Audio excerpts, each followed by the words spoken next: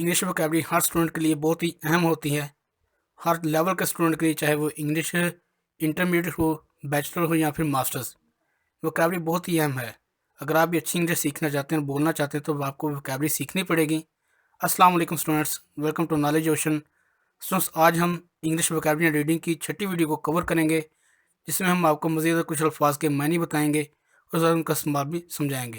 तो चलिए हम अपने लेसन को स्टार्ट करते हैं।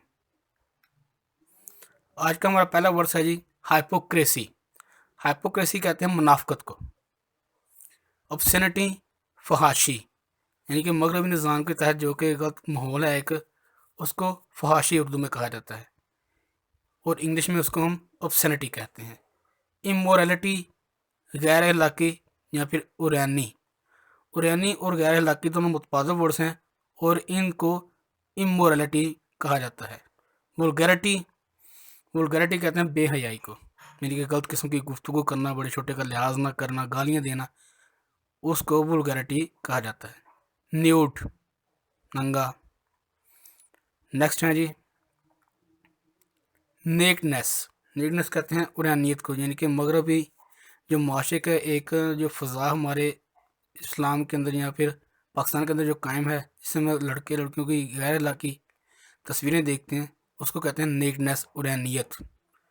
डिफीट, हराना, शिकस्त देना। हाइपोक्रिटिकल स्टैंडर्ड, दोहरे म्यार के हामिल, यानी कि दोहरी शख्सियत के हामिल जो फ़र्द हैं, अपनी शख्सियत का एक उनका म्यार होता है, उसको कहते हैं हाइपोक्रिटिकल स्टैंडर्ड। ओरिजिनलिटी, असलियत। ओरिजिन कहते हैं जहाँ से उसका असल मकाम हो, जहाँ से वो चीज़ शुरू हुई, और उसी लिहाज से ओरिजिनलिटी कहा जाता है असलियत को।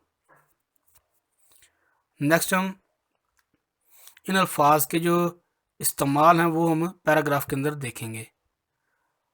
Hypocrisy, obscenity and immorality has become popular in our society.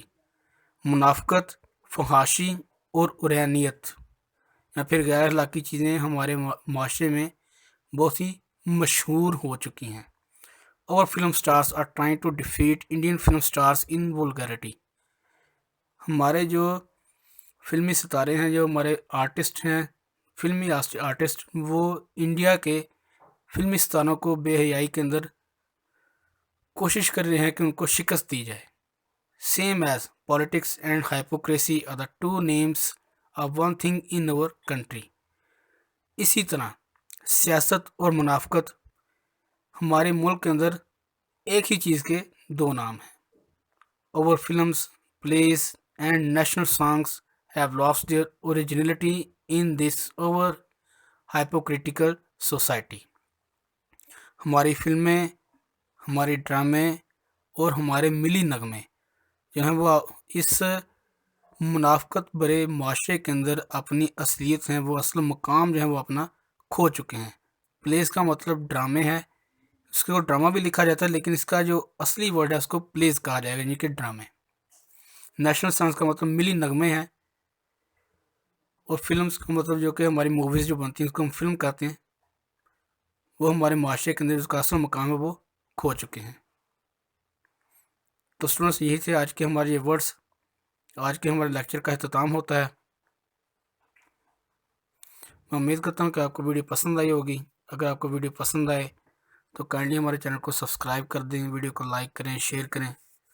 आपसे मुलाकात होगी फिर अगली वीडियो के अंदर। तब तक के लिए इजाज़त दीजिए। अल्लाह हाफिज़।